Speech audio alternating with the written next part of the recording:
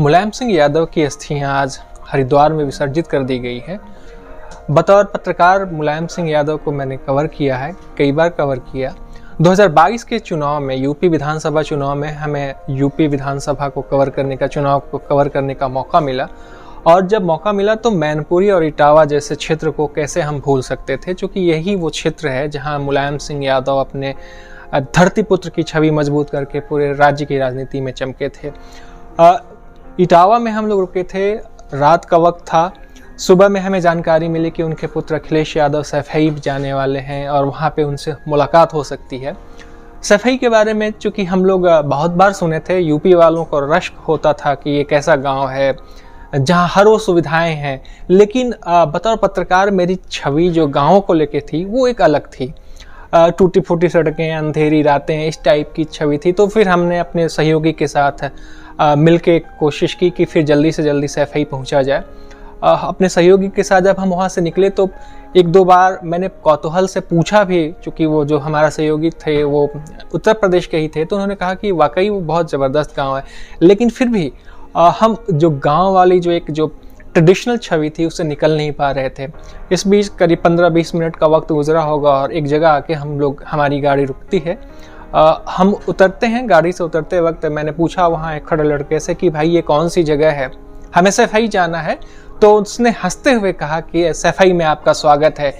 तो वर्चुअली मैं उचकता हुआ इधर उधर देखने लगा, क्योंकि वो गांव जैसा नहीं लग रहा था। जो मेरी छवि थी एक गांव की कि खराब सड़कें होंगी, गड्ढे होंगे, गड्ढों में पानी होगा और भी तमाम जो गाय और भैंसें आसपास बंधी होंगी, वो चीज़ें वहाँ दिखी नहीं मुझे। वो बिल्कुल साफ सुथरा और एकदम से चमकता हुआ सैफई दिख रहा था। खैर मैं उचकते हुए पूछा, भाई ये तो गांव नहीं शहर जैसा दिख रहा है। तो उसने मुस्कुरा के बोला, ये नेताजी का गांव है और इसीलिए यूपी वाले इस पे रश्क करते हैं। फिर मैंने उनसे बहुत सारी बातें करनी शुरू की, धीरे धीरे उसके साथ आगे बढ़ता गया। तो जब हम आगे बढ़ रहे थे तो कई सारी दुकानें वहाँ थीं। जो दुकानें थीं वो भी ट्रेडिशनल गांव वाली दुकानें नहीं थी, बल्कि एक मॉल जैसा फील दे रहा था वो गांव सैफई का। हम उसके साथ आगे बढ़ते गए।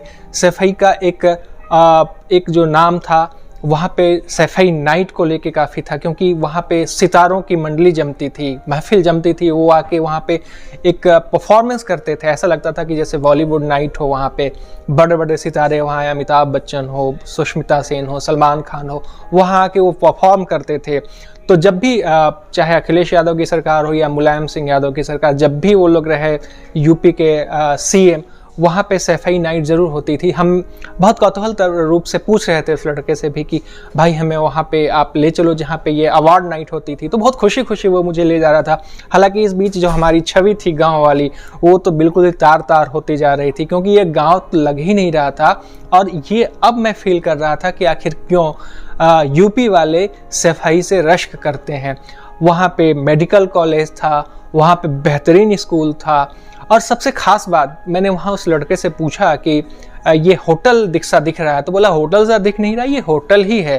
तो मैंने कहा कि यहाँ लोग रुकते हैं। तो उसने मुझसे तंज भरे लहजे में कहा, जाके एक बार पूछ तो लीजिए आपको कि कमरा नहीं मिलने वाला है यहाँ पे खाली। वाकई माहौल यही था। हमने वहाँ जाके पूछा भी, कमरा खाली नहीं था, क्योंकि यूपी इलेक्शन का माहौल था। तमाम इंटरनेशनल नेशनल मीडिया वहाँ पे आके कैंप कर रहे थे। धीरे धीरे हम आगे बढ़े। हमने पूछा कि यहाँ स्टेडियम है या भी जो चीज़ें हमने सुनी थी वो आप दिखा दोगे।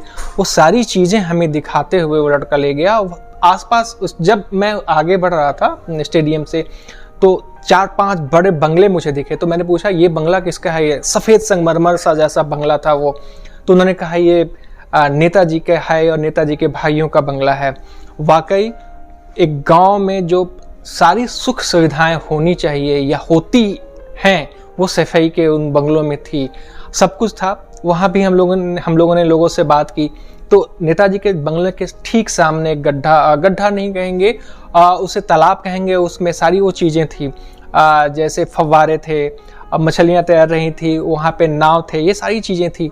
तो एक जो सैफई का जो माहौल था वो हमने जब देखा तो हमें भी लगा कि यूपी का ये गांव क्यों इतना मशहूर है, क्यों आखिर इस राज्य वाले यहाँ से रश्क करते हैं।